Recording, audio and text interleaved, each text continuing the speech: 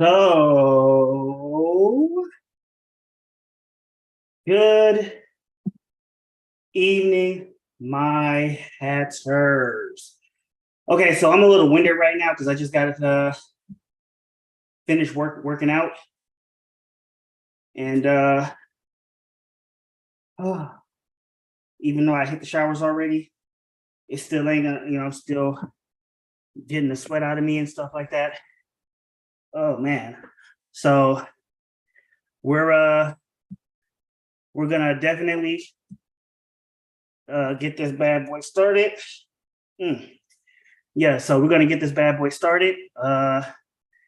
But before this struggle stream begins, I always have to make sure that I do my little last minute things so that we are good to go. And then, of course, I got to tell everybody about it because that's how struggle streaming works, or at least in theory.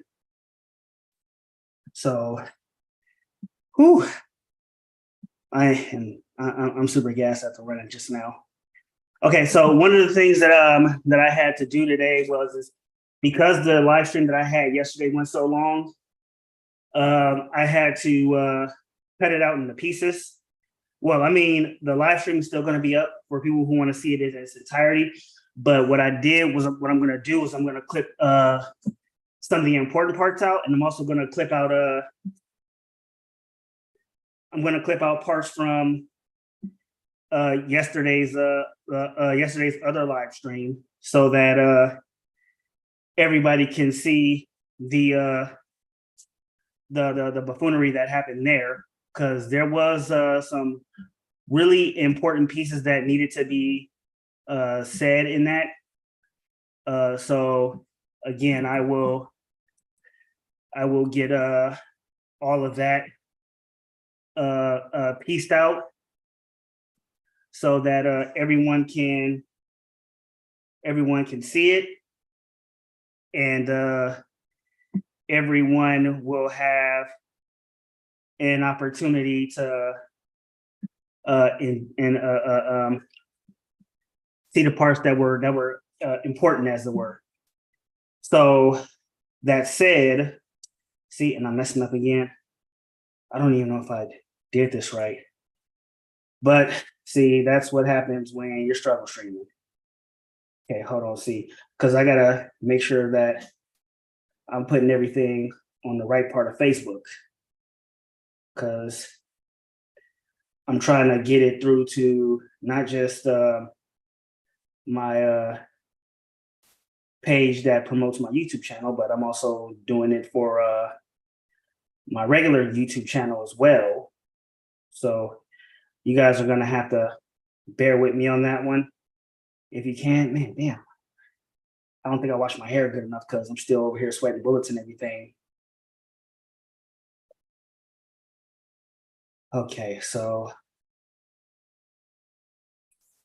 I got to make sure that this gets out again to the right people, because again, this whole struggle streaming is not easy. Some days it's hard to even stay motivated, but I still commit to this because to me it's actually kind of fun. It's actually pretty fun. Um, People still support it, even if they're doing their own thing, this, that, and the third. So people are really super duper helpful. And today, one of the guys that I have that I'm going to be introducing in a second here is actually someone who actually is a father's rights activist, or at least I like to call him a father's rights activist. But it's definitely somebody who would be really impactful if you need somebody to talk to. As far as trying to get this trying to get this father's thing, this father's thing down, because it's really tough, right? Okay. And I go as far as saying that it is probably one of the hardest things to do because of how difficult it is to, navigate not just single fatherhood, but, having, going through post breakups and child alienation, all of that good stuff. Okay, so right now I'm just waiting on getting them set up, and we'll get right into it. We're doing this about 90 minutes early right now because we figured we get this done, and we had it set up at 8 because of his job and stuff like that. But he said he was ready to go now. I'm like, okay, if you're ready, I'm ready. Let's do this. So right now we're just we just waiting on him to be ready, and as soon as he's ready, we'll get right into it. Let me see here.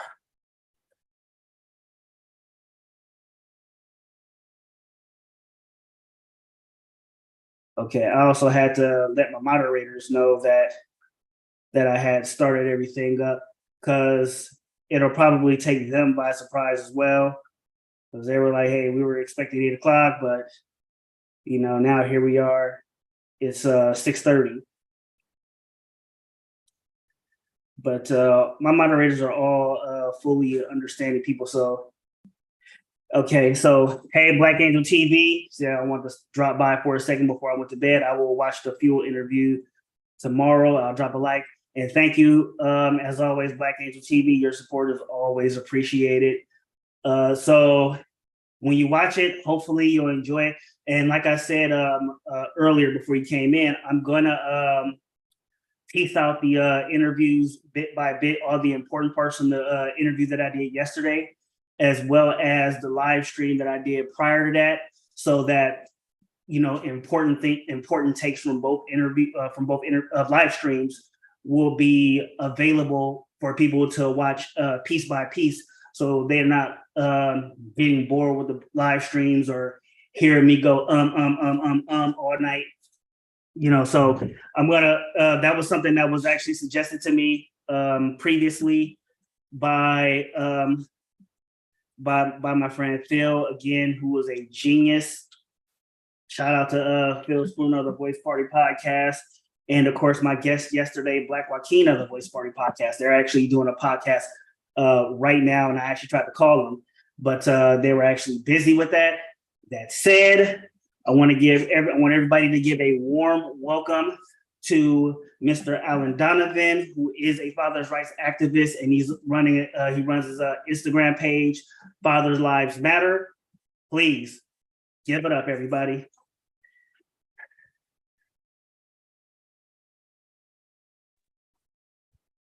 Good evening, Mr. Donovan. Hey, brother. How are you today? I am doing well. I hope you were enjoying your weekend. I am. It's never long enough. You know how that goes, man. It just flies by. Yeah. We were supposed to do this yesterday, but you were saying you had got called into work, and so we actually got this up. We were gonna do this an hour and a half from now, and you were like, you were ready now. So I'm like, hey, let's do it. So this is actually the first time that we've actually had a face-to-face. I just want to let you know first off that I have been a huge fan of yours from day one. I don't sit in through the whole live streams that you do on Instagram, but I do sit through them. And let me tell you, I have to say you are like by far one of the most comfortable shoulders to lean on, especially when with fathers who go through hard times. You try to give advice and go through all of those things. So my first question to you would be, do you consider yourself a father's rights activist? Absolutely, 100%. Okay, awesome. Because so what besides Instagram, what are some of the other things that you do to help fathers, go through their struggles, particularly the fathers who go through things like parental alienation and the family court system and things of that. So I do a lot of coaching on the side.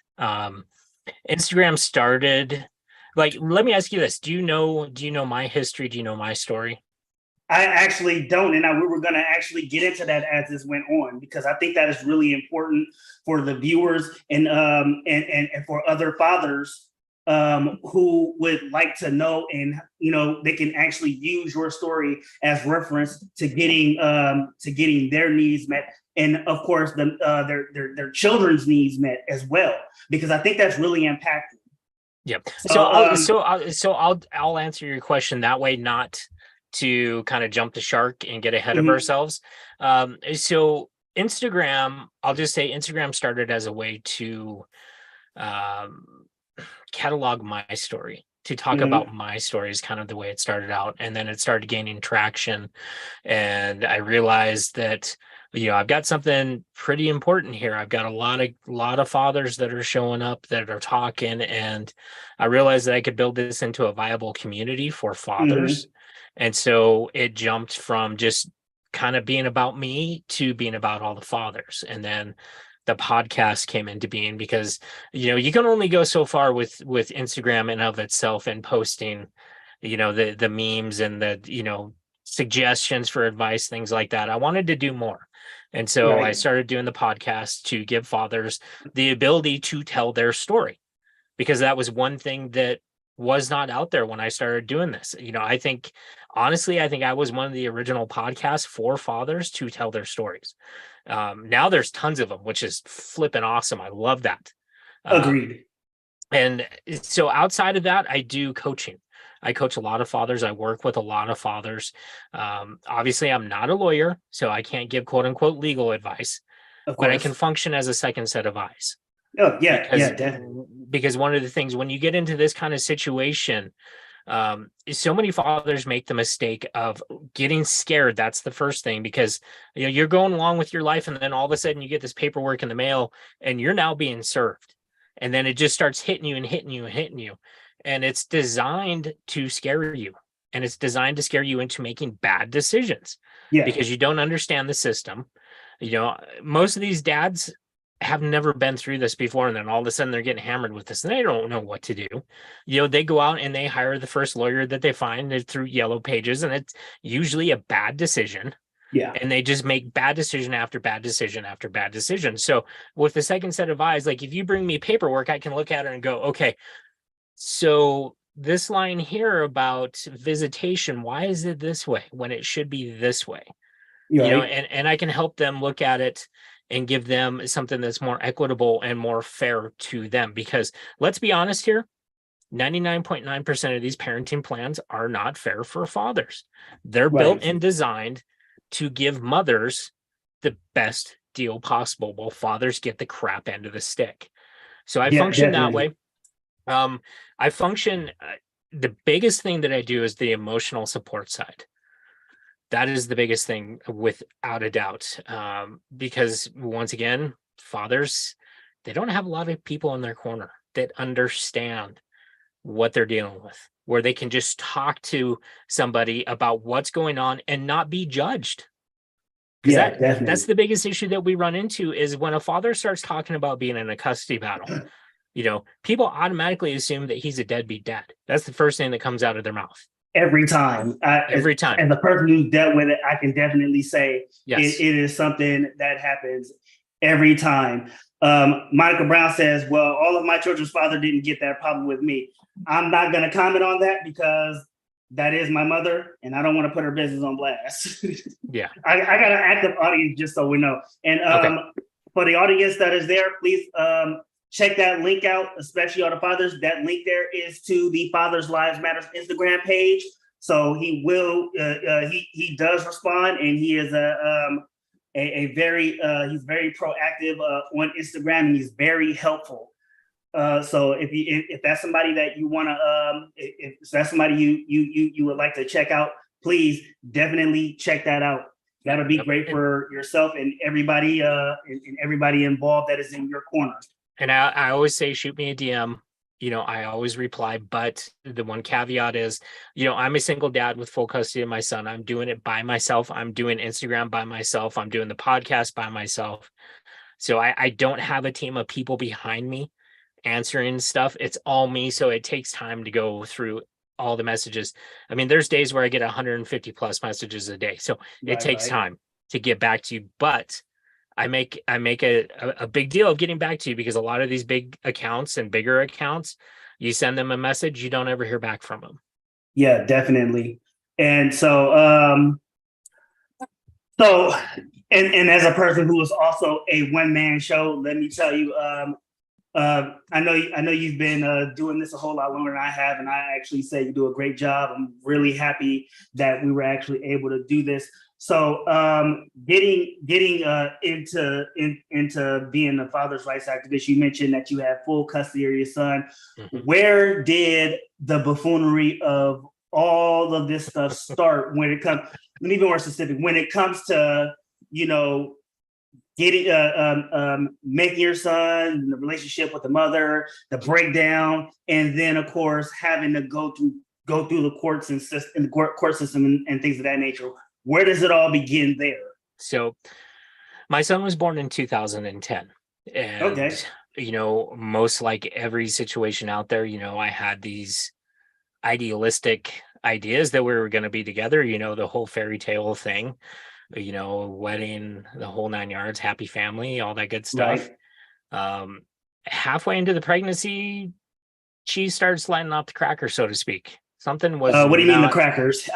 This is a good one. Yeah, I gotta know what the crackers mean. I gotta know, because oh my god, I can't believe I said it, because you know, I hate to say it like this, but as a Black person, I can't just be throwing cracker around like that because it sounds bad.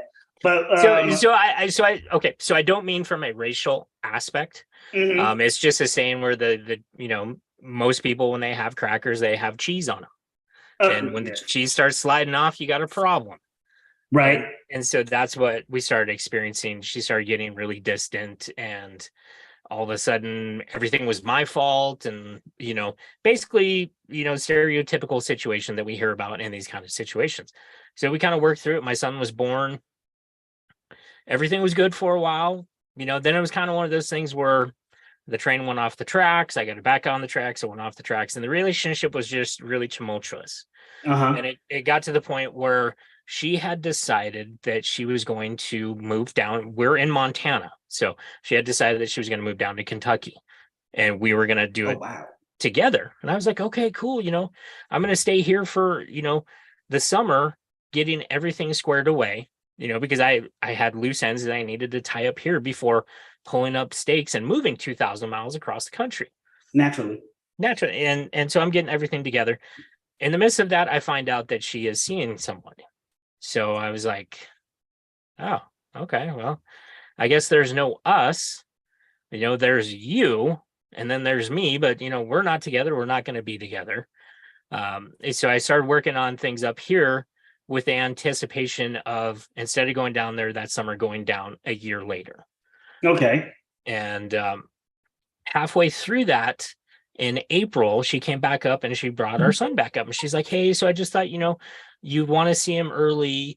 Okay, bye. And she took off. And so I was like, okay. And so I had my son, and she just kind of dropped off the face of the earth. We didn't hear from her. Wow. Yeah, I knew she was with her boyfriend, but I mean, there was like no conversation, no communication, nothing. So eventually she shows back up into the picture, and she says, well, I'm going to go back down to Kentucky. Bring him down when you come down. So I was like, okay. And her boyfriend came to my son's birthday party. And, you know, we did the whole birthday party thing, and, you know, because him and I were on good terms. Okay. That's good. And, you know, there was no animosity or anything like that. And he told me, he's like, hey, you know, I got to talk to you after the party. I was like, okay. So he proceeds to tell me that she overdosed while she was here. And I was like, she overdosed? What do you mean? Well, she overdosed on pills. And he goes, well, you know, I just hope you don't do anything, you know, use this against her. I was like, dude, you show up at my son's birthday party and tell me that his mom overdosed on pills and expect me to do what? And so the next day I went down and hired an attorney and filed for emergency custody based off the fact that she had overdosed. Mm-hmm. Okay. I got emergency custody. And the court was set for October. So we went through a very, very brutal summer where it was just a lot of animosity coming back and forth. I mean, no custody. You mean no custody case ends with good terms? I've never seen it happen. No, and so we're getting up to the date before court, and she sends me a text, and we had kind of started feeling each other out with just talking and trying to come to some kind of term where it could be amicable and not hostile. Yeah. And she sends me a text asking me if I would be willing to pee in a bottle. I said, pee in a bottle for what? Well, that's silly. Yeah, it turns out her boyfriend needed to pass his UA, which is a urine analysis test. Yeah. And she wanted to know if I could supply him with clean urine. That's illegal. It's very illegal. That's a felony. That is a felony. That is a class A. It's a class A or class B felony. It's a class A felony. And I was like, no, I'm not going to do that. And I was like, no, not even a chance. I don't even know why you're asking me something this ridiculous. And so excuse me 1 second. Excuse me 1 second. You're here. You might as well do the thing. Do the thing. Come on. Do the thing. Do the thing. Hi, America. Hey, how are you? Yeah. He said, how are you? Good. All right. Okay, so what do you girls want? I'm going for the store. Well, what money? We still have the $5. Your mom sent me $5. Your mom was here earlier? No. Oh. Cash out. Oh, okay. Yeah, go ahead. Just make sure y'all sit together, okay? All right, go. Beat it. Love you too, sweetie. Love you. Yeah, so I have my oldest daughter and my nieces are all here. So they interrupt me, and this is something that they do almost every broadcast. They just interrupt me, and I just have to oblige them for like 5 seconds. Not a problem. Yeah, but you were saying, sir?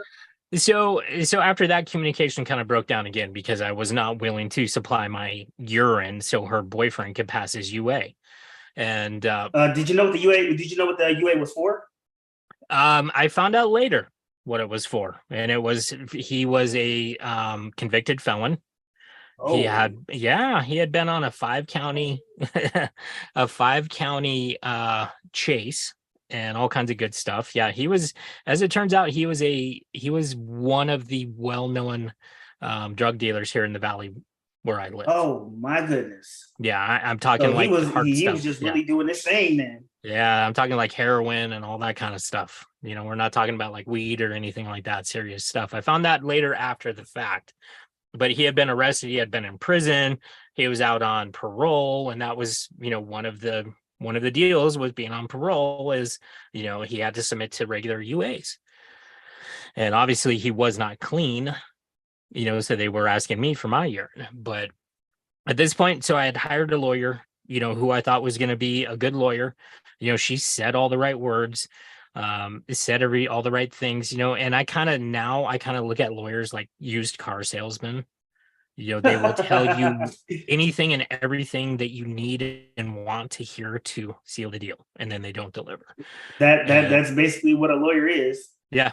And so this is what I experienced. We had laid out this amazing game plan, before the Friday before court. I'd been in her office for like 5 hours. So you can imagine how much that cost going through.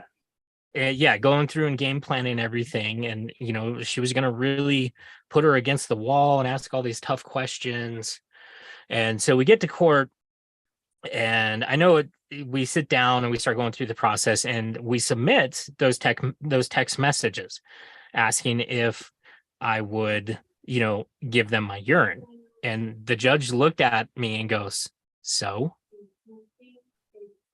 I said, so? Really? That's a class A felony, and you're saying so? Yeah, and that shouldn't be looked at so lightly. Yeah, I knew right then and there I was screwed. And I was like, oh God. So my lawyer said 5 words the entire time we were in court. She did nothing that we had talked about. At the end of the court, the judge looked at me and said, well, Mr. Donovan, I don't see any reason for you to have custody of your son. I'm awarding custody back to his mom. And I lost it. I was like, Yeah. I was like, are you serious? That's exactly what I said to her. I said, are you serious? She has drug addiction issues. I'm a manager at UPS, straight as an arrow. I have no criminal record. I don't party. I don't do any of that stuff. And this is what you're doing.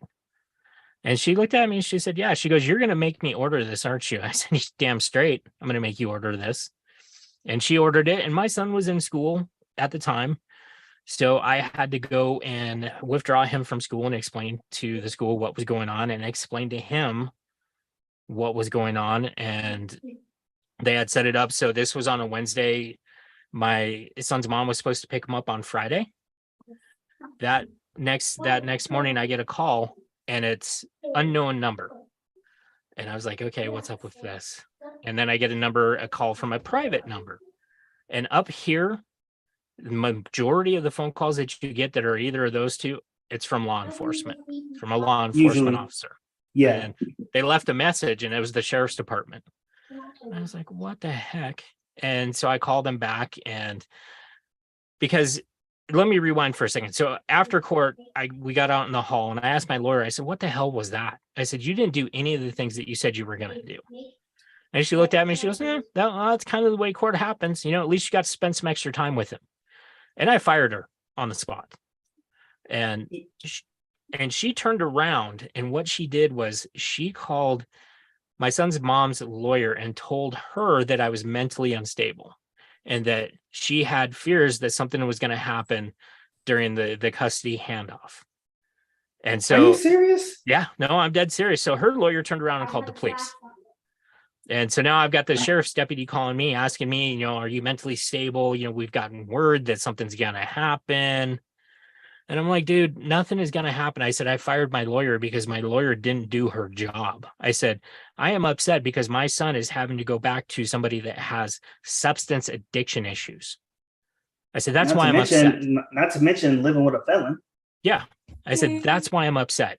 Oh, okay. Well, we're going to have an officer there at the, handoff. And I was like, okay, you guys got to do what you got to do. That's fine, which I understood. And so the next morning we get to the agreed drop-off spot. She's there with her mom.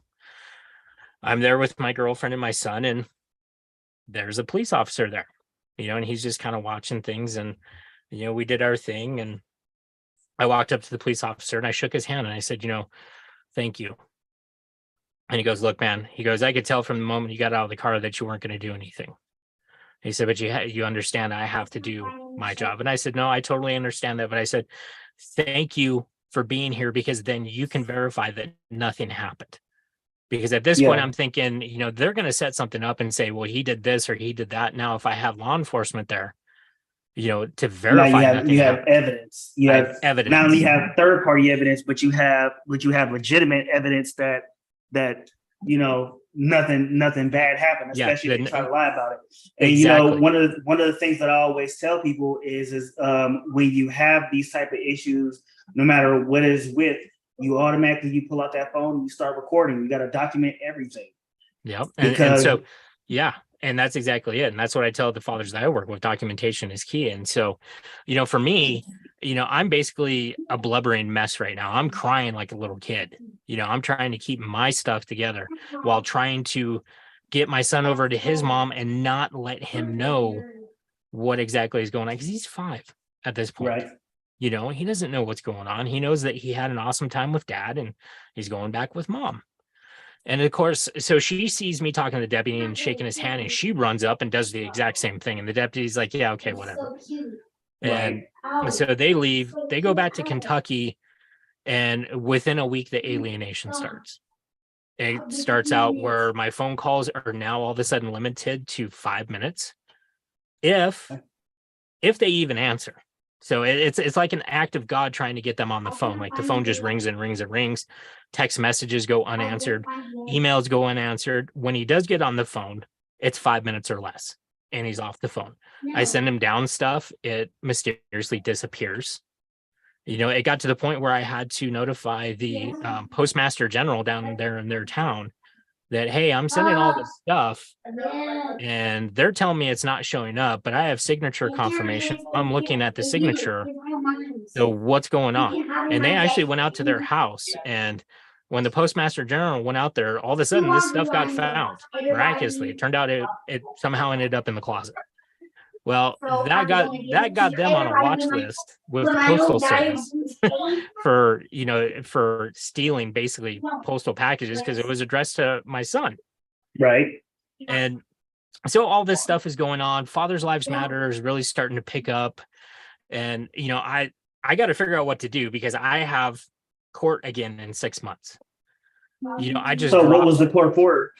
So when they gave her custody, because they declared it was a jurisdictional issue, that if I wanted to fight for custody, I had to go down to Kentucky to do it.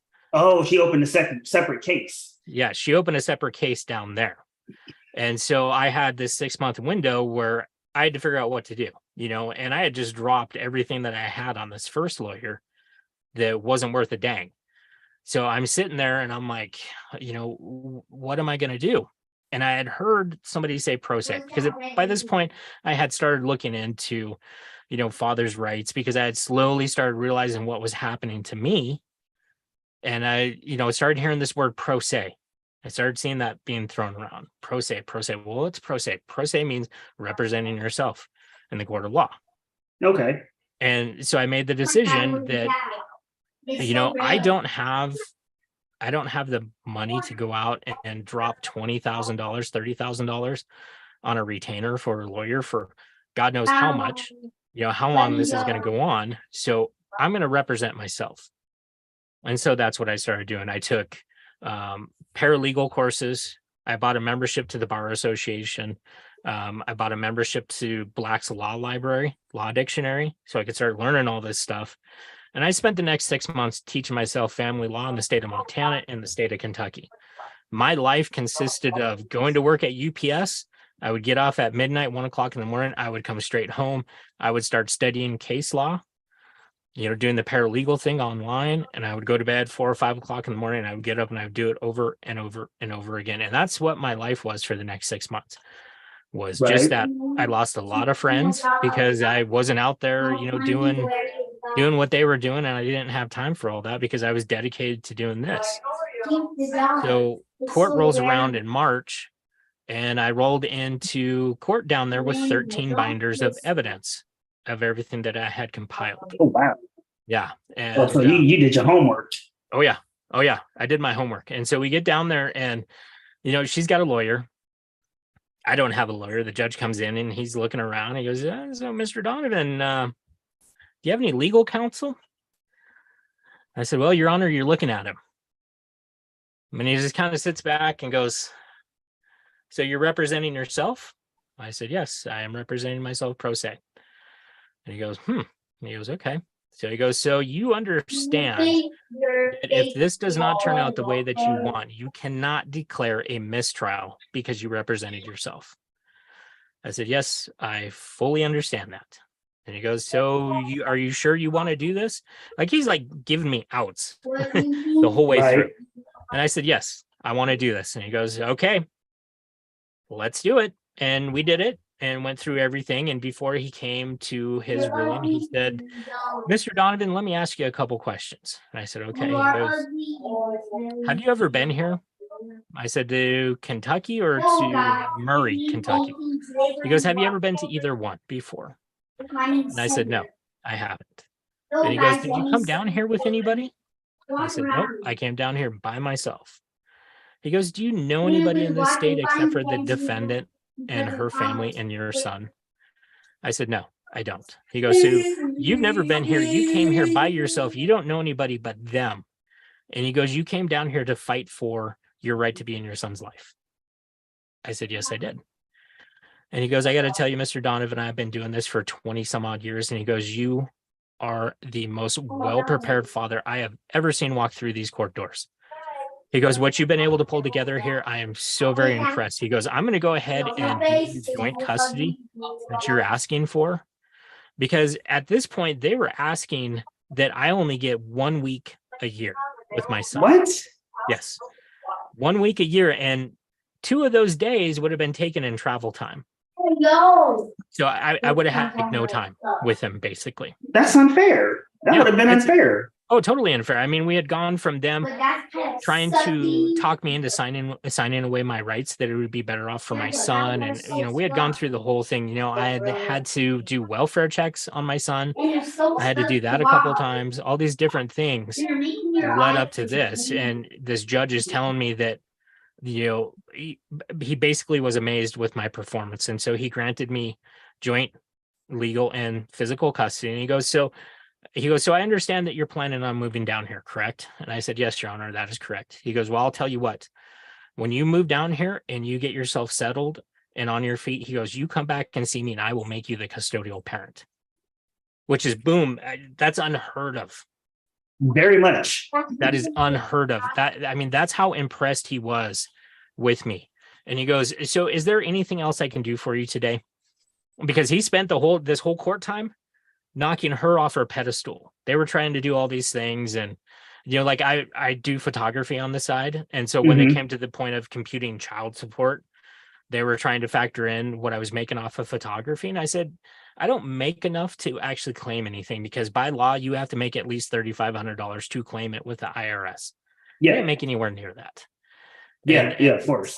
Yeah, and they tried to oh gosh, what was the word? They tried to put that into evidence, and the judge struck it down. Right. And he's like, he very clearly says he does not make enough, and it's right here in his financial filings. He doesn't make it. You can't claim that as income, hidden income, because they were trying to claim it as hidden income to get the child support skyrocket as high as they could. Right. And he was like, no, this isn't happening. And so were you already paying child support before that? Yeah, I was already paying child support before that, but it got recalculated because I put myself on child support, because I had learned enough at that point to understand that if I didn't pay anything and we went into this, I was going to come out thousands and thousands of dollars in arrears. And I didn't want that. So I put myself on it and started paying it. And so, sorry to cut you off. So I watched this channel on YouTube called The Lead Attorney. And I don't know if you're familiar with him or not. So I watched a channel called The Lead Attorney, and one of the things that he mentioned, it was the number two thing that he mentioned here. Let me grab my notes here. He says he always suggests that you never put yourself on child support because it can backfire in the long run. Mm-hmm. Yeah.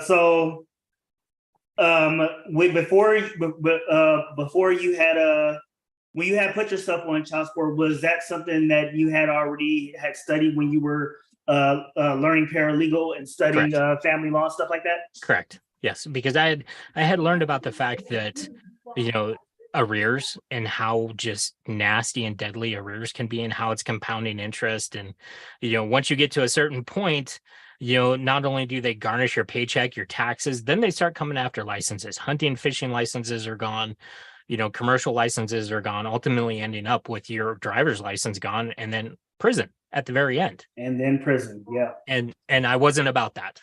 And so I was proactive, because one of the things that I'd come upon was they had said, family court wants you to be proactive. That's one of the big things. They don't want to have to sit there and drag you kicking and screaming to do something. So if something needs to be done, just buck up and do it. Be proactive about it, because when you get to court and they bring it up, you can say, hey, Your Honor, it's already done. It was done 6 months ago. Yeah. So we're good. And so that was kind of the tact I had taken. And so leading up to this, I was down there for a week, and I hadn't gotten to see my son yet. And it had been 6 months since I had been able to see my son. And they weren't wanting to let me see my son. And the judge asked me if there's anything else that I wanted. And I said, yes, Your Honor, I'm down here and I want to see my son. They are not allowing me to see my son. He got pissed. He turned around, pointed at me and said, why is he not allowed to see his son? And their attorney was just like eating their words, because they didn't know what to say. And he goes, I'm making an order right now that Mr. Donovan's son will be at his hotel tonight at 5:00. And he will have his son with him until he leaves on Sunday morning at 9:00. And he looks at me, he goes, I'm going to give you the cell phone number for my office. If your son is not there tonight, call me. So we need more lawyers like that. Yeah. So he was on the ball. And so, that started that started the second half of this journey where now I had full, or not full, I had, legal and 50-50 custody, legal and physical custody. And that brought up issues of its own because now she didn't have the ability to just write a blank check and do whatever she wanted. She Right. had to work with me. And, I'm looking out for the best interests of our son and she's wanting to do whatever. And so it brought a lot of conflict back into the situation again. And I ended up being back in court 2 years later. And this time it was to go for full custody because what had happened is she got into drugs again and her mom basically stepped in and stole custody of my son. Oh, wow. Yeah, because she had called me and said, hey, I want you to have full custody of our son. I'm not doing very good right now. And so we had devised all this whole thing. I was going to fly in, pick him up, go to the courthouse, get it, paperwork all switched around and take off and go. So I was like, oh, I need to call the courthouse and find out what the procedure is for getting custodial parents switched around and all this other stuff and what it would cost to file it. So, I have everything ready to go so I can just boom, boom, boom, get it and get out. Right. And so I called the courthouse and, I talked to the one lady and she's like, oh yeah, no big deal. It should be really simple. I'm going to get you down to the clerk of court so you can find out what the filing fee is, blah, blah, blah. And so I'm down there talking to the clerk of court and this is on the phone. She goes, oh, I need to transfer you back upstairs. And I said, why? I already talked to them upstairs. She goes, no, you need to talk to them again. So she transfers me back up and I'm like, hey, this is Mr. Donovan. I just talked to you a couple minutes ago. She's like, oh yeah, that's right. I remember. She goes, okay, so the court just ended and they went ahead and made a decision.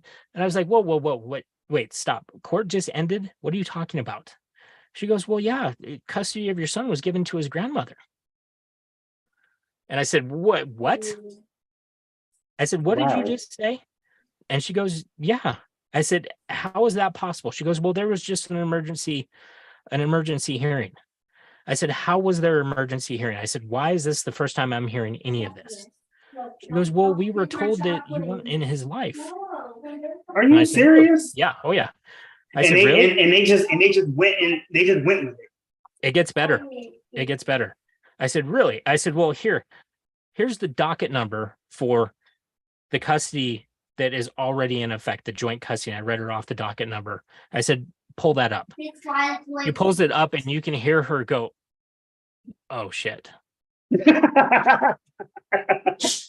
And I said, yeah, oh shit is right. I said, did you guys seriously give custody of my son to his grandmother? Well, yes. I said, how? So what they did is they spelled my son's name incorrectly. So his name is Xander and it's spelled with an X. Instead of a Z. They spelled it with a Z and they changed his birth date by a year. So when they ran that in the system, it didn't cross-reference what was already in effect. That's illegal. It is illegal. That's It's very highly illegal. Yes. And I told her, I said, you guys better fix this right now. I said, in fact, put the judge on the phone. I want to talk to the judge. Well, you can't talk to the judge. I said, do you realize what you guys have done? Do you realize the legality that you have opened your court up to? I said, how are you guys not checking this? Yes. I said, do you realize I can sue the state of Kentucky for this? For essential malpractice? And, she's like freaking out. And, so we're playing phone tag and she's calling back and forth. And I had to go back down there and start from square one and fight all over again for my son. And the whole time, so they're not telling me that mom is out of the picture. They're telling me mom is on a trip. So when I call, I have to go through the grandmother and I have to play dumb and pretend like I don't know what's going on. Meanwhile, I'm doing everything that I can on my side. I'm going back through, restudying everything, putting together, my case and all this other stuff. And I basically show up in like the dark of the night, literally, and show up at the courtroom the next morning and nobody has a clue that I'm going to be there. The only people so they just dumbfounded when they see you showing up there. Oh yeah. So they were in the corner laughing and smiling and I walked in and by this point I had a big bushy beard, I looked like a mountain man. And I walked in and I just looked at them and I winked. And the grandmother's face, you could see just the color drain out of their face, and she went white and she looked at her husband, and I could read her lips. She goes, "Alan's here." Like, should have been more like, uh-oh. Yeah. And so we got into the court, and the judge recognized me and greeted me by name. And I was out of the courtroom in 20 minutes with full custody of my son. Okay, so question. So Yep. when you have all that down, you go through all these court cases. You have the court case in Montana, and you have the court case in Kentucky. Was the judge in Montana a woman, or was that Yes, a man too? she was a female. Yep.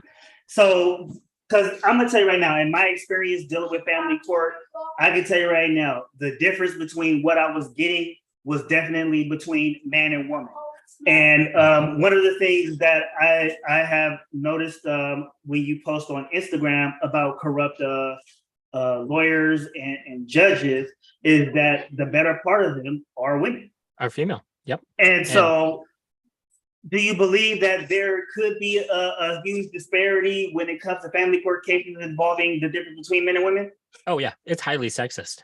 Yeah. And the chances are, if you get a judge that is a female, chances are she is going to be a feminist, number one. She's going to be sexist, number two.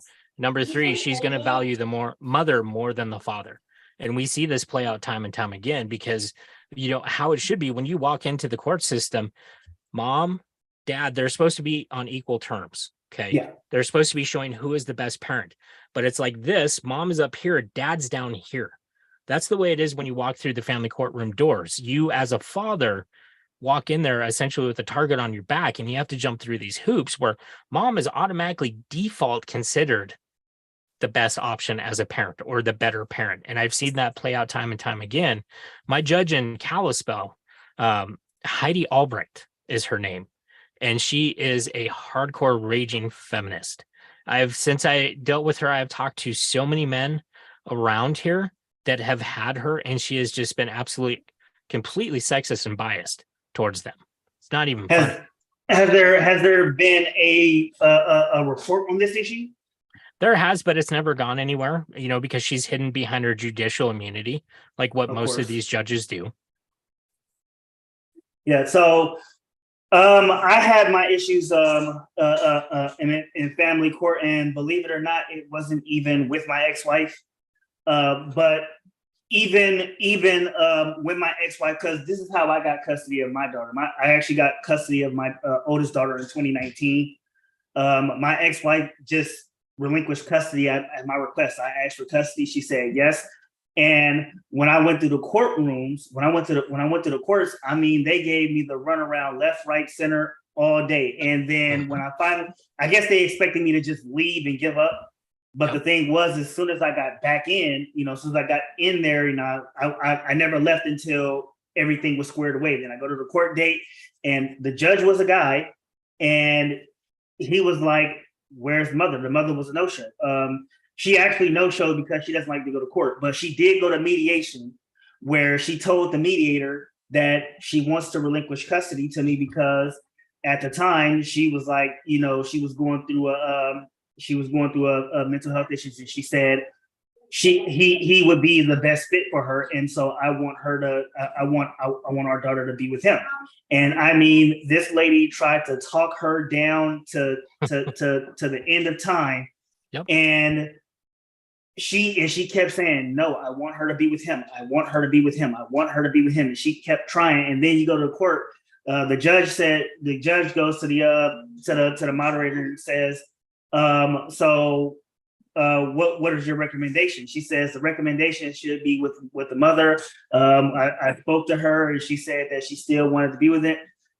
And I didn't get a lawyer either, because I figured, this would be an easy thing, because, she had already agreed with the moderator. She told the moderator, "Hey, I want our daughter to live with him." And, everything was spot on. And then, the moderator turns around and goes to the judge and says she still thinks that the child should be with her, even though she is relinquishing custody. But he's like, "Well, since she didn't show up, I'm going to give custody to the father." And oh my God, if you look in that courtroom, I looked in that courtroom, and I mean, almost every woman in that courtroom looked at me with such disdain and disgust. Mm-hmm. And I couldn't figure out for the life of me why they were thinking that way. And when I asked the judge about child support, he says, okay, you have to, what we're going to do is put child support on hold because I'm still paying child support, even though she had been living with me at that point, 5 months at that point. So they said, we're going to put it on hold. I had to go to child support court, which was in the same building, but a different office. And when they had ended my child support case 2 months later, I had ended up getting back pay. And again, you look in that courtroom and you see every woman in that room just look at me like I had crud on my face. Mm-hmm. And I really did understand just how different it was between, the difference between the men and the women in court. Now, keep in mind, this is in California. Yeah. So, they're everywhere. Feminists are everywhere in California. Mm-hmm. Everybody knows this is the most liberal state in the country. Yep. So when you see a father having custody of his children, then it turns into he must have got lucky, he must have paid the judge, he must have did this, that, and the other. But in reality is my ex-wife said, you know what, I'm not in the best shape to do this. I want our daughter to live with him. Yep. And even now, me and my ex-wife, we have an agreement that will change her off every year. It's not a court order, but it's something that we both agreed to. And then my youngest daughter, she just lives with me naturally. We didn't have to go to court because my daughter's mother works 2 jobs, and so it was like, okay, well, I have more time to be with our daughter than she does, and so she's like, okay, well, but I had told her when she turns 13, she's gonna live with you regardless. Now I know that's something that you wouldn't expect a father to say because a father always wants to be with his child. But I always tell people like this, especially with men with only sons. I always tell them this: I believe that a son should grow up with his father. As a person who grew up with his father, I lived with my father from the age of 13 all the way till I was an adult. I always tell people, like, I can't raise a girl to be a woman. Yeah, I can raise her. I can give her fatherly advice. I can teach her things from a man's perspective, but only your mother can teach you to be a woman. And I said I only qualify your mother. I would qualify my daughter's mother to teach her to be a mother. Now, hopefully she does a better job than you did, and hopefully she learns and finds a better man than me. But at the end of the day, that's who I qualify my daughter to raise to be a woman. And so she was like, well, 13, I don't know if I'll be good at that time. I said, by the time she's 13, you'll have it figured out. I believe you, right? So that was something that we had agreed to. So I want to know your opinion. Well, so I like the fact that you guys are being proactive in thinking about your daughter's future, because that's one of the biggest things that we run into in these kind of situations, whether it's 2 people co-parenting amicably or 2 people that are very hostile.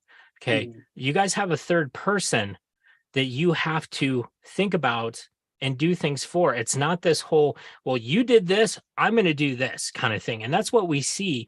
We see so many of these mothers get so pissed off and so angry that they will hurt the child to hurt the dad. They don't care. And that's not the way to look at it. My son's mom and I, we went through some tough times, but we're good friends now. That's right. One thing I'm very happy to say is we are good friends, because we got to the point where we understood it wasn't about her and I, and it wasn't about our failed relationship. Yeah. It was about our son's future. And in order to give him the best future possible, we had to co-parent. Yeah, we had to be able to actively work together and come to agreements on this and put all the petty bullshit aside. And that's not what's done. That's not the norm of things. So I'm glad to see you guys are doing that. And I agree. Mom brings certain qualities to the table that only mom can bring, and dad brings certain qualities to the table that only dad could bring. Yeah. And I completely understand what you're saying about the best person to raise your daughter is her mom, because she's the best one to teach her how to be a female. I absolutely agree with that. I'm the best person to raise my son because he is a boy and I am a male. I can teach him everything he knows that his mom cannot. So I think there's a dichotomy there that we need to understand. And that's also something else that's not being done. It's, so often we see these all for nothing situations where they just go for everything regardless of anything else. And it's very detrimental to the child. A lot of times the child ends up getting hurt, and people don't understand that you're propagating the cycle. When you're a dick to the child's mom or dad or whatever, the child is going to see that. The child's going to take that into their life, and they're going to do that same thing in their relationship. That's why we see so many of these young women that grew up with these bad moms. Let's be honest here, these bad moms. What it is. And they see that, they grow up and they do the same thing. There's been so many studies that have come out where, if they come through a single mother household, they're more likely to have teen pregnancy, more likely to have substance abuse issues, alcohol issues, crime, and end up going to prison. That's all things that come out of a single mother household, and that's because we have these single mothers that they don't care about being mothers. It's not for the love of being a mother and raising your child. It's because the court and the government has turned motherhood into a financial incentive-driven business model for these people. And that's how they look at it. You see these moms popping out 5, 6, 7, 8 kids with, 6, 7, 8 different baby daddies. That's a shitload of child support that's coming in the door every month. That's their golden goose. That's their retirement plan. That's their 401k. They're not going to change that. So one of the things that I do know, one of the things that I am well aware of is that, once a child turns 18, that I believe it's 18, that welfare child support incentive ends. Well, for that particular child. Nope, not anymore. Can you correct me on that? I need correction. Yep. Okay, so prior to, oh gosh, what was it? Prior to Biden getting in, yes, it did stop at 18. Once Biden got in and changed everything as far as insurance, child support can continue on up to 26 years of age. If that child is on, if that child is on your insurance, and they can stay on that insurance until they are 26, child support can continue that long. You mean the medical insurance? Yes. Yes. Okay. Yeah. See, because I was actually covered by my father until I was 23. Yep. And the reason that it stopped was because I had joined the military at the time, and so my dad was able to stop it because I told my dad he can stop it so you don't have to pay so much. Mm-hmm. But if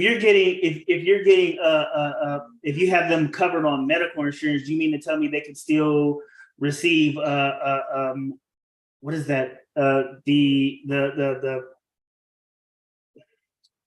I can't remember what it's called, but basically welfare. They can still receive welfare benefits as well. Oh yeah, absolutely. Yep.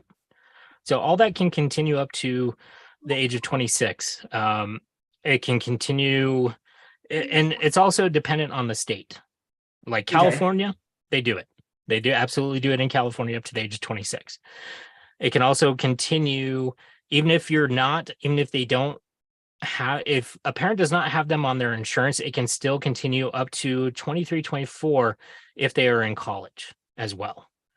So there's a couple qualifiers on there that they've tacked on there when Biden redid all that stuff that upped the age on child support as to how long it can continue for, because it used to be 18 and that was it.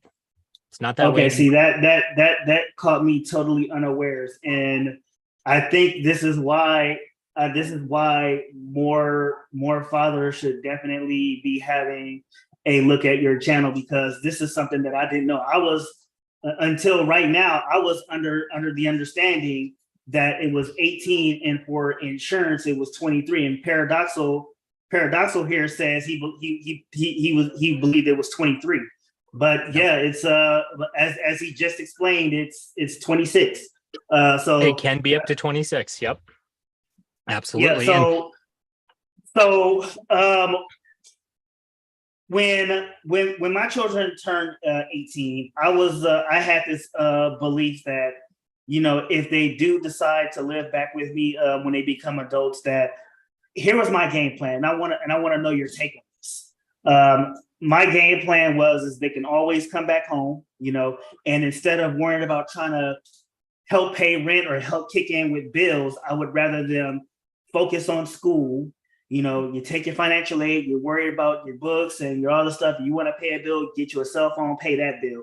And, I can teach you how to do the things that, how to do basic adult things, but you can take your money and save it rather than trying to worry about help me pay my bills. And the reason I believe that is because I believe if I need my children to help me with my bills, then I failed them as a parent.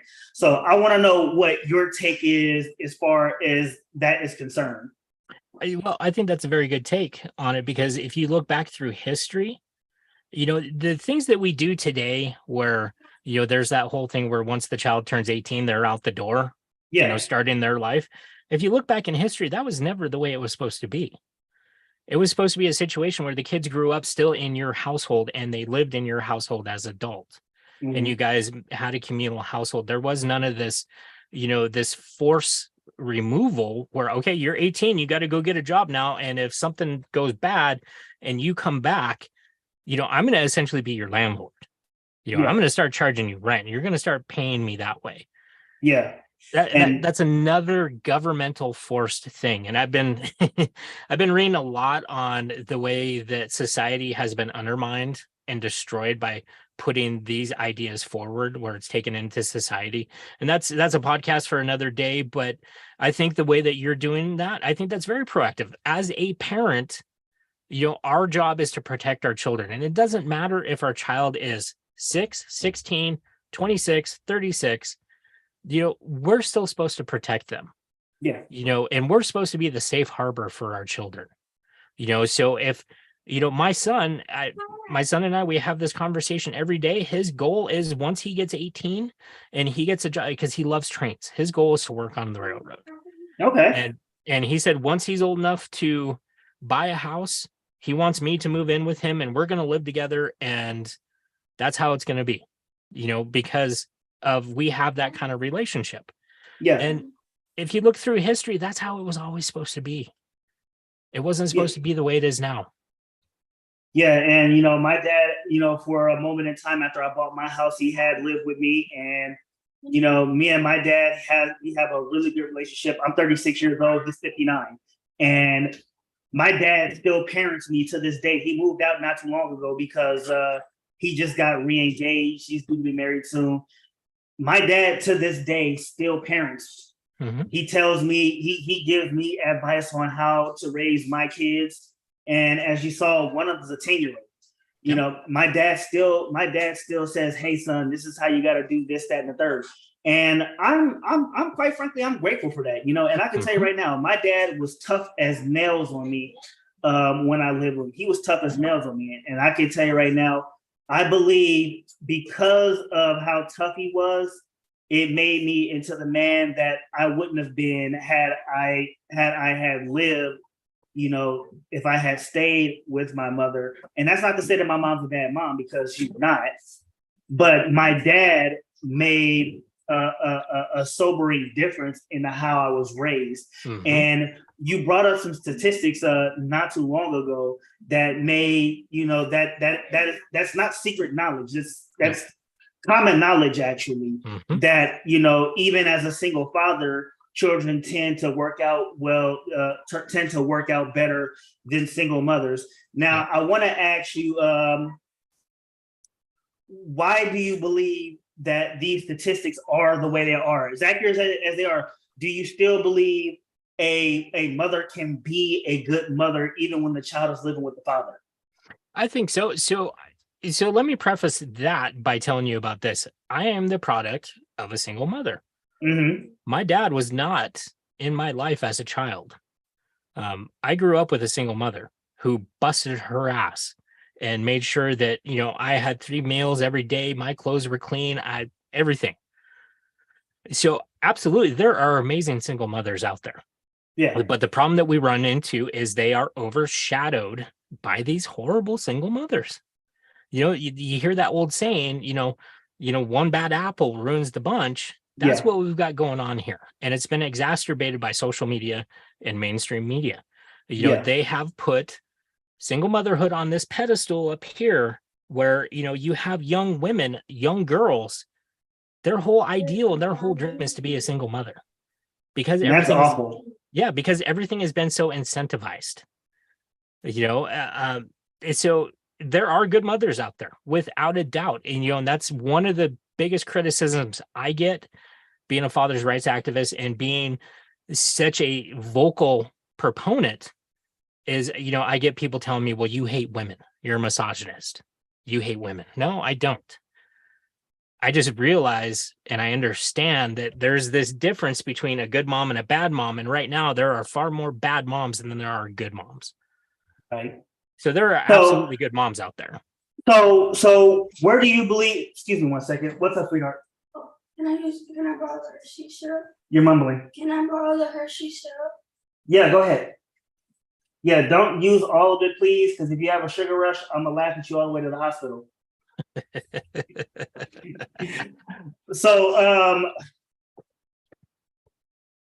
So what do they give you any reasons for their accusations of being a misogynist at all? Or do they just say it because you speak out against bad mothers? Because I speak out against bad mothers. About the good, you don't speak out enough about the good mothers. Yeah, and that's the way it is. You know, I hear, well, all you do is talk about the bad mothers. Well, yes, because I don't need to talk about the good mothers. They speak for themselves. Yeah. Okay. You know, and all the fathers that I work with, they deal with these bad mothers. They deal with these mothers that will do anything to keep them from their children for no other reason than to be that way. So I have a lot of proponents that get mad because I talk about it. Yeah. You know, one of the biggest things that I talk about the fact that 70% of filicides are committed by mothers. Yeah, and that is a scary statistic. And Paradoxal says not every single mother is failing as a mom. Now, as Mr. Donovan has just alluded to, that is something that he had just mentioned. There are a lot of single mothers out there doing great jobs with children. My ex-wife is one of them. Mm-hmm. My other child's mother is one of them.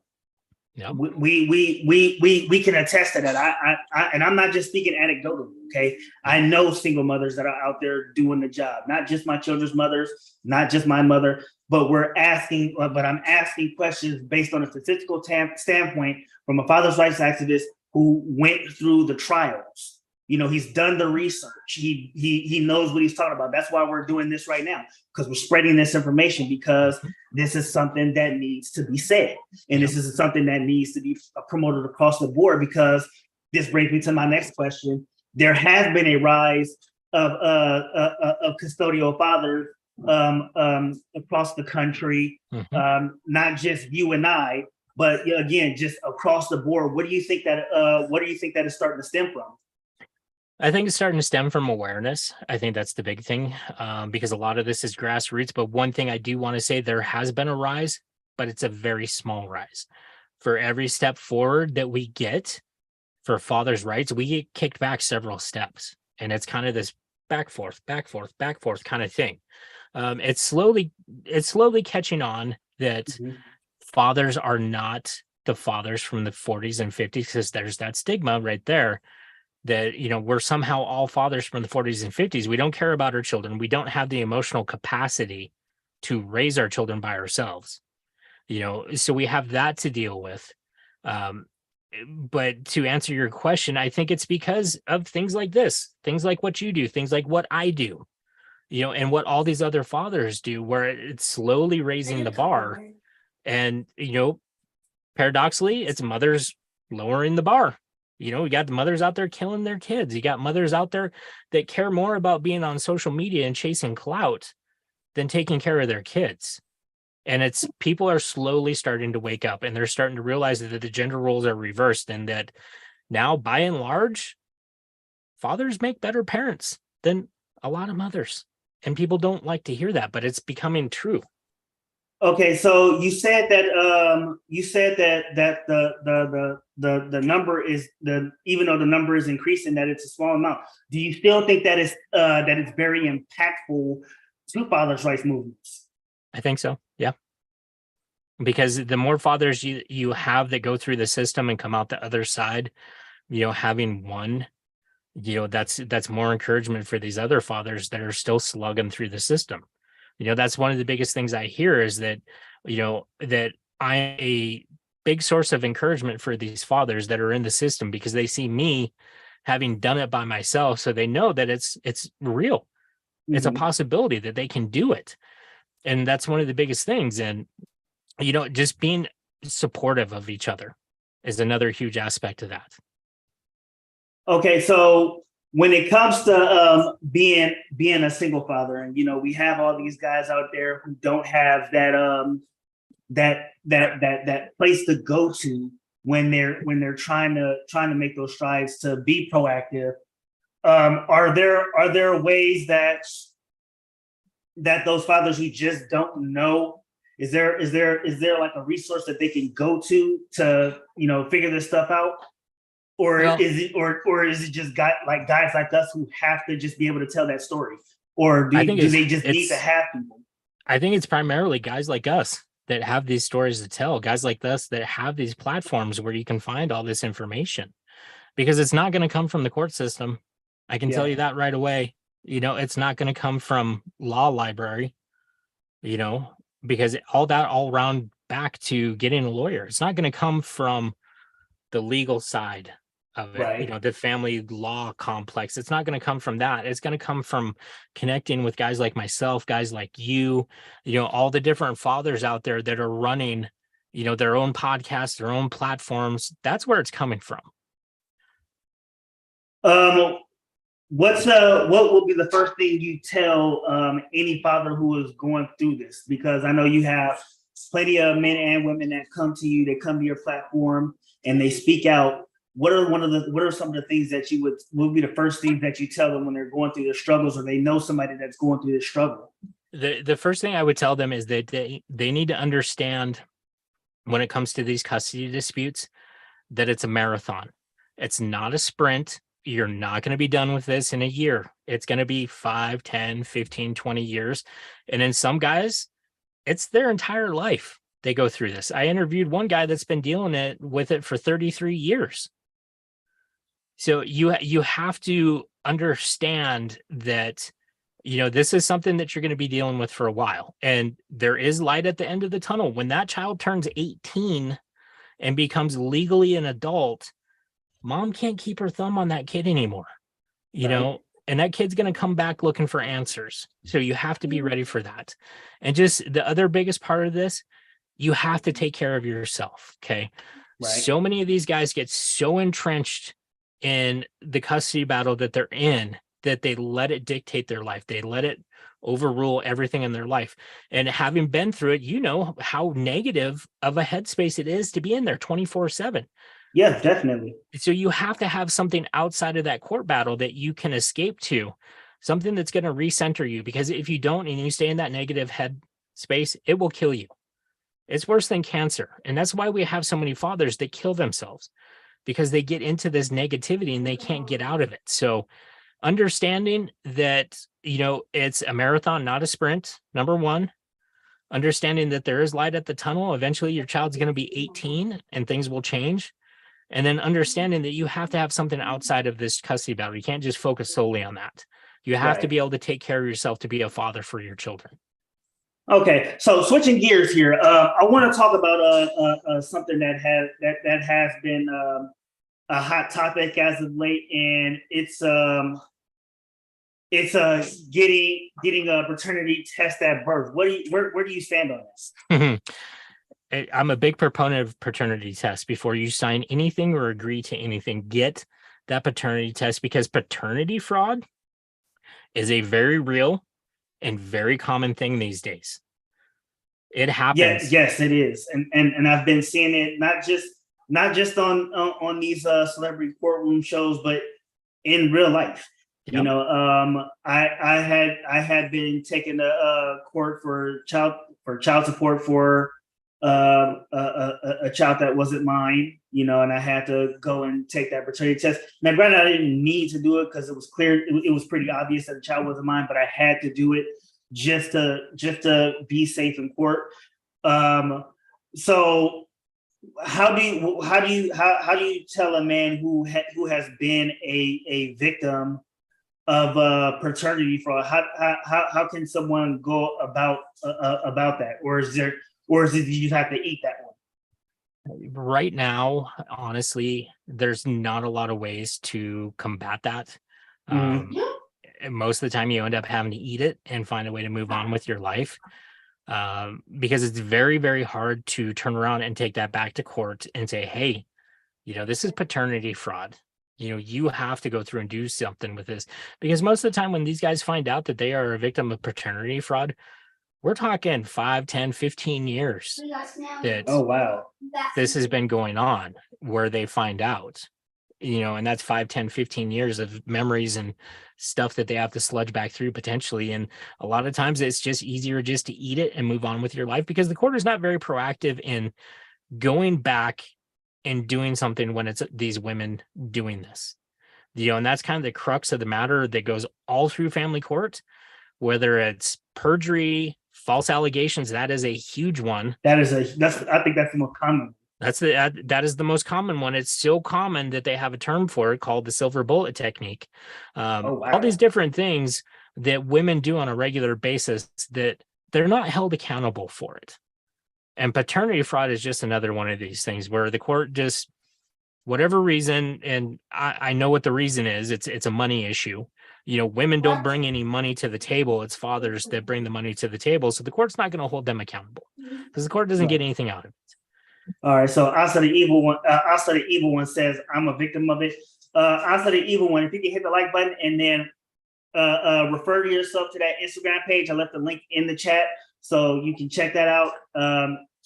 Again, Mr. Donovan here is a father's rights activist, and he's a huge activist and very proactive with single fathers, victims of things like paternity fraud. So please, by all means, give him a look out. Again, I have been a fan of his for 3 years now, so definitely give him a look, give him a shout out. And again, this is a huge topip when it comes to paternity fraud. So, it's do you common. believe that there It's should such a be common laws to enforce and try to prevent future paternity fraud and false allegations and things of that sort? Absolutely. If a woman commits paternity fraud, she should be held accountable, because let's be honest here, if the shoes were on the other foot and it was a guy committing paternity fraud, you can bet he would be held accountable. And it comes back to this double standard where fathers are held accountable to things mothers are not held accountable to. Yeah, so there absolutely should be rules and laws in place that govern paternity fraud, but it's an everyday thing. I mean, you can go over to TikTok and find any number of videos about these women joking about committing paternity fraud. Yeah, and that's pretty cool. Are you active on TikTok at all? I had a big account on TikTok and then I got banned, and I'm kind of slowly bringing it back up again. You must have really got to him out there, huh? I did. I questioned the whole trans movement and how it's subjugating males and ruining males, and yeah, I got banned.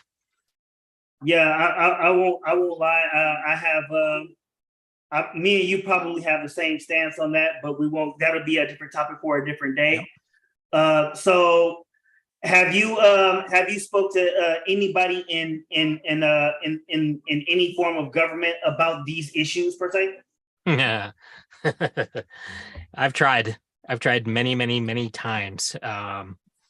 Not this New Year's, but the New Year's before. I took it upon myself to write up, this email, and I sent it out to every state senator, every state representative, every senator on a national level, every representative on a national level. Take a wild guess how many replies I got. I'm gonna assume 0. 0. Yep. Okay, and you said you went to the national. Did you go to the state and county level? Mm-hmm. I went to the state level. Yep, I hit them all. I didn't do anything with county, just because it's around here. It's such a mess trying to do anything with the county level. So I just stayed on a state level and a federal level. I didn't hear back from anybody. Why do you say it's a mess on the county level? So where I'm at, not to get into politics or dragon, left aisle, right aisle kind of thing. Mhm. Right now, everything is kind of shifting to the left. So Don't it's just a remind me. mess. Yeah, it's just a mess dealing with anything on a county level. And they don't do anything here on a county level. I mean, we have basically an open policy on our jail system where criminals come in and they go right back out. So I wasn't even bothering with that. I figured I would just kick it up to a state and a federal level, and I didn't hear back from anybody. Uh, uh, do you still try to make concerted efforts from time to time? I do. Yes, I do. Okay. Do you have you encouraged other people to try to do the same thing? I have. Yep. Okay. So I want to know if there's a way that you can try to petition that sort of thing, because I hear a lot, especially going around the wormhole of Facebook, YouTube, and TikTok, Instagram, all over social media, that there should be some sort of legislation put into place to protect fathers, and just men in general from, say, paternity fraud, corrupt judges, the system, the super corrupt family court system, and all of these things. And I want to know, what do you think could be one of the biggest things holding that up? It's money. It's money. Money is what holds this up. Money is what keeps this shell game afloat. From child support, family court, to all these state senators, national senators, most of those guys were former attorneys, and a lot of them were, divorced attorneys, family court attorneys, so they still have skin in that particular game. And there's too much money in the system, the way the system is configured now, to change that. Okay. One of the biggest things that the family court banties about is it's in the best interest of the child. That's their rallying cry when they make all these decisions. It's not in the best interest of the child. It's in the best interest of the family court system. If it wasn't, federal government would not be given kickbacks for child support. Oh, so this is a federal kickback thing. Can you talk about that real quick? Yeah. So most people don't know this. And when I learned this, I was shocked. So let's say you're paying $600. We'll take my child support. So when I was paying child support, I was paying $640 a month child support. Okay. Every time I would make one of those payments, for every one of my child support dollars that I paid, the federal government would turn around and give that court back 66 cents on the dollar for that. Okay. So they're paying that just for me, mind you. Okay. Now couple that with every single other child support case on the docket for that particular family court. Now expand that to the state, expand that to the country. Okay. So they're getting billions back. On top of that, they give out bonuses. They give out bonuses for the number of child support cases that are enforced, the number of child support cases that are in the black versus in the red, the number of child support cases on a given time scale. There's all these different bonuses that they give the family court system for child support. So literally the child support industry is a $200 billion a year industry. And to give you an idea how big that is, the NFL is a $50 billion a year industry. Right. So 200 billion, 50 billion. So, and that's just child support. That's not counting all the other little umbrella agencies within the whole setup of the family court system. It's a golden goose. They're not going to change any of that. They're not going to restructure that to make it more equitable and more fair to men, because like I said before, this all comes around the fact that mothers don't bring anything to the table insofar as money. Fathers are the one that bring that to the table, from the amount of child support you pay to the fact that every time a father tries to fight in court, they have to pay their attorney exorbitant fees. If they're doing it themselves, they have to pay filing fees. They have to pay all this crazy stuff, where women, they have lawyers that do it for free. They have oftentimes, when they go to court, if they can't afford to pay the filing fees are waived for them. They're not waived for men. Yeah. Child support is I've dealt with that. Child support is a fraction of what a man pays, what a woman pays. When I got full custody of my son, they told me I could get child support. And I said, okay, well, how much is it? It was $75 a month. I was like, okay, yeah, no, I'm not even I'm not even worried about that. I can raise my son without the money. But that's the same kind of thing. The way it is structured right now is it benefits the family court system to have all this stuff in place because they're the ones that are making all the money of it. And we haven't even touched the welfare plantation side of things where they Oh, get these boy. women, they get these women stuck on welfare, and welfare with the child support and all the other benefits that they get. It's a literal welfare plantation. So why do you call it a welfare plantation, if you don't mind me asking? Because it strands women on the welfare, and it takes away their incentive. It takes away their motivation to do any of this stuff. Why would they want to go out and better their life when they have, thousands upon thousands of dollars rolling in from food stamps to cash benefits to WIC to cell phone to Section 8? Everything is given to them. They don't have to work for any of this stuff.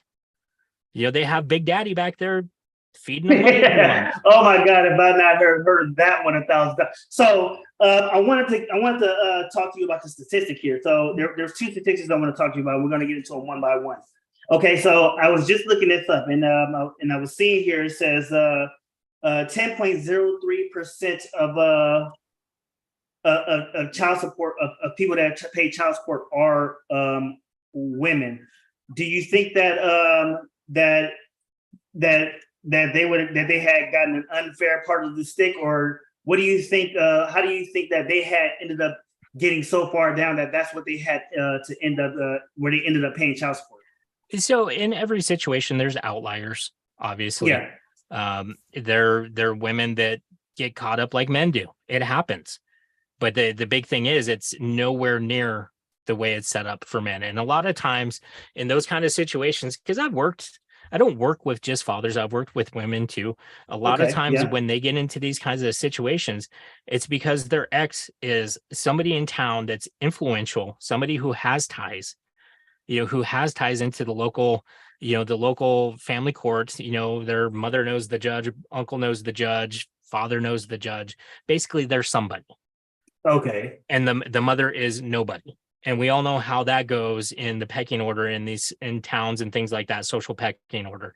And a lot of times that's what I see is how that plays out is because the male has connections. Okay, well, yeah, that'll work. Paradoxal says, I want some of them benefits. And also the evil one says, Section 8 encourages single parent households. Mm-hmm. Okay, so here's another one that I wanted to ask you about. And it says here, under the direction of the Hague Convention, child support is unconstitutional and it infringes on the right of familial association. The 14th Amendment's due process clause has substantive component. California Assembly Bill 1058, AB 1058, Family Section 17400, etc. So if this is a fact, how are they getting around an unconstitutional clause to make child support a thing, not only just in places like Montana and Kentucky, but even in California? Now, California, I kind of get, because like I said, it's probably one of the more liberal places in the country. I'll go as far as saying it's the most liberal place in the country. Yeah. But how does it get to places like Montana and Kentucky, of all places? Well, and I see that being bandied about on social media like a lot over the last 6 months. I see it pop up on TikTok. I see it pop up on Instagram talking about how child support is unconstitutional. And I agree, it is unconstitutional. It's racketeering at its base level. But here's the thing. If the Supreme Court, and I have not been able to find any actual documentation of the Supreme Court going through and pulling out a ruling that says child support is unconstitutional. I haven't been able to find that. I haven't been able to find any kind of dissentation about that. So I don't know if it's actually been declared as unconstitutional.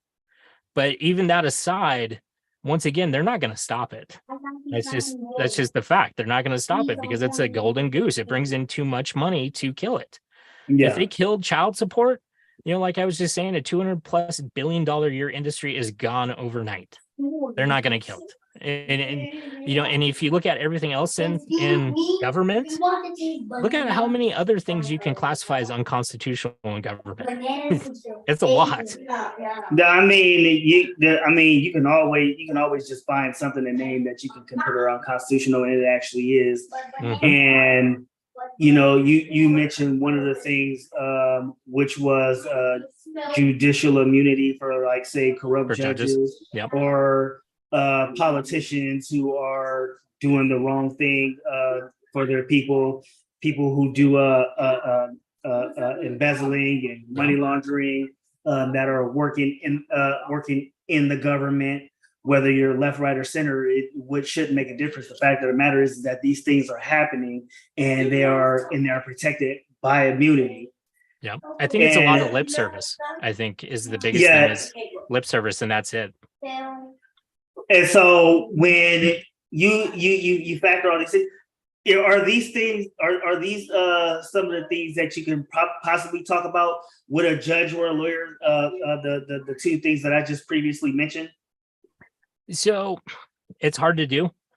I'll tell you that right off, to actually get a lawyer or a judge in trouble, more so getting a judge in trouble. I mean, there's a process to go through and do it. Like, we'll take California, for example. I put together a reel like a month ago about talking about how to basically get a judge recalled, how to get them in trouble, where they oversight committee comes and takes a look at them. It's a long process that you have to go through and do it. And it's the same thing with attorneys.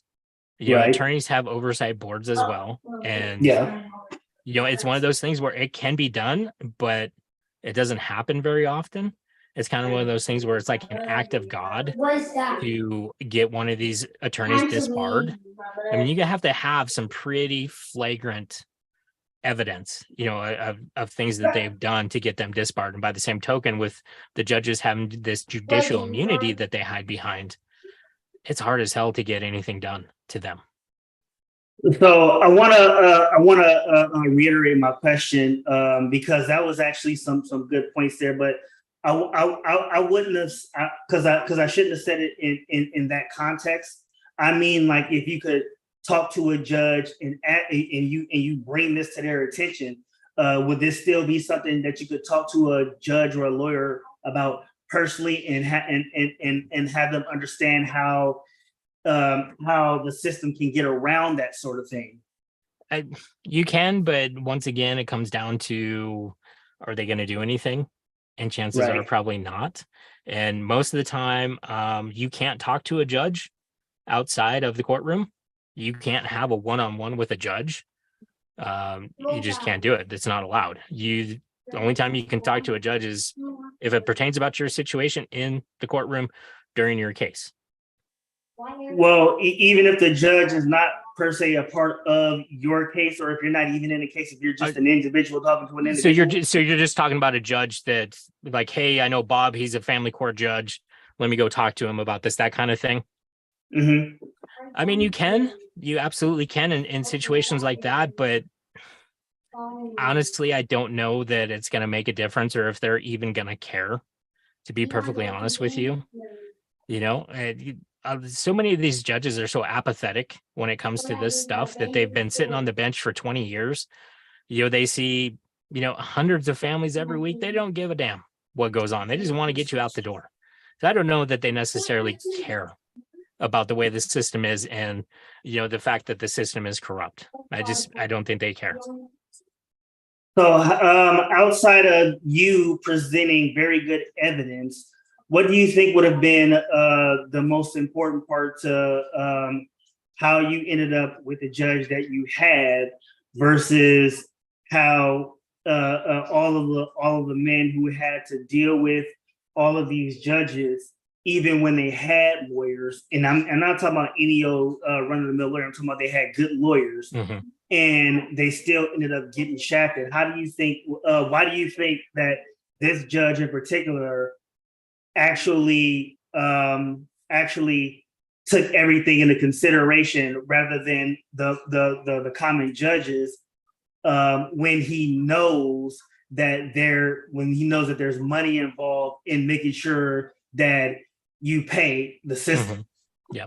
So once again, I think it follows along the same tact of these mothers get ensnared in the system and end up on the side that we're usually on. I think they're outliers. There's good judges out there. I'm not saying that every judge is corrupt, There Okay. are good judges out there, but they are so few and far between that, they're kind of like the unicorn, you know. You hear about them and you hope that you get them, but other than that, most of the time it's a myth that you hear about. I was lucky enough to get one of these guys that looked and said, okay, here's a dad that's busting his ass, that's come 2,000 miles, doesn't know anybody here but them, never been there. And he's here just because he wants to be a part of his son's life. Right. I'm going to give him a shake because I think he's a good guy. He came well prepared. He brought 13 binders of evidence to the courtroom. He knows his shit. He's here representing himself. He knows what's going on. He's prepared for this. I think it was a combination of getting that good judge that actually cared and was empathetic versus apathetic, Right. and that I was prepared. I think I lucked out that day with those two things. The stars were in my favor that day. And so when you say the stars were in your favor, how often do you think that this would happen, for men, and do you think that this will still be a growing trend in the future? I think we're gonna start seeing it more and more. We have places like Florida that just signed into effect the Good Dad Act, and it's by no means is it a save every father out there, but it's a good start. Yeah. And I think just the social pressure of fathers starting to band together, and things like calling judges out. I think that's a big thing. Holding these judges accountable. I think it's going to start slowly making a change because it's going to start turning the tide. Just like any social movement, you have the grassroots movement that starts the tide turning. And it's just one of those things where you get so far over to one side, it starts tipping. And I think that's what it is. I think we're slowly starting to see this change for fathers. It's a very slow process, but it's slowly changing. Okay, so last thing before I let you go. So with this rise, obviously there's a rise of fathers being custodial parents, and and we're breaking out those norms and we're taking care of that. But then we still have this money train going.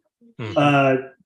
Do you see it rising to a point to where it breaks this train right off the tracks? No, I don't.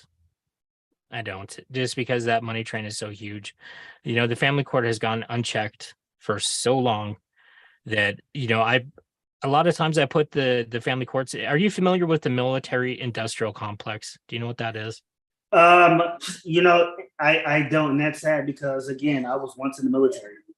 So basically, the military industrial complex is the big corporations like Raytheon, Boeing. Those. All these, okay. Yeah, where, they have all the lobbyists, they can basically do whatever they want. They can get whatever kind of funding that they need. It's a real thing. Depending on who you listen to, they're the powers that be that run everything. It's not the president. It's not Congress. It's not the Senate. It's the military industrial complex. I liken the family court system to the military industrial complex because it has gone unchecked for so long. It's just this voracious monster that, there's no checks and balances within the system. And custodial parents, as far as fathers being custodial parents, is on the rise. But I don't ever see it breaking the money train that the family court has right now. I just don't ever see that happening. So you're saying that there's going to be basically a ceiling for this? I think so. I do. How do you think that it's gonna? How do you think that? What do you think would need to happen for that to change? Well, I think, absolutely. Number one, you have to find a way to take money out of the equation, which means getting rid of child support. Yeah. That is the biggest linchpin for everything because, realistically, when you look at it, if a father shares 50-50 custody with the mother, there is absolutely zero reason why he should be paying child support. No. When he has the child, he pays for the child. When mom has the child, mom pays for the child. It shouldn't be one of these things where he's covering both.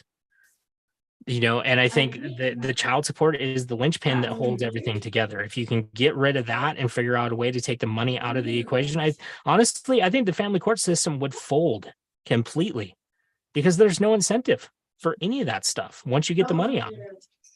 So now I've been talking about just just banning the welfare system, which I understand that there would be far more consequences to doing so, not just taking incentives away from single moms who abuse the system, but it would also put a lot of people out of work.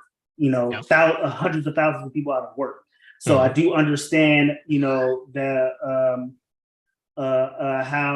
how that could be consequential, but do you think that would be something that would also need to happen as well? I think so too, because as the system stands right now, welfare and child support go hand in hand. Child support is welfare.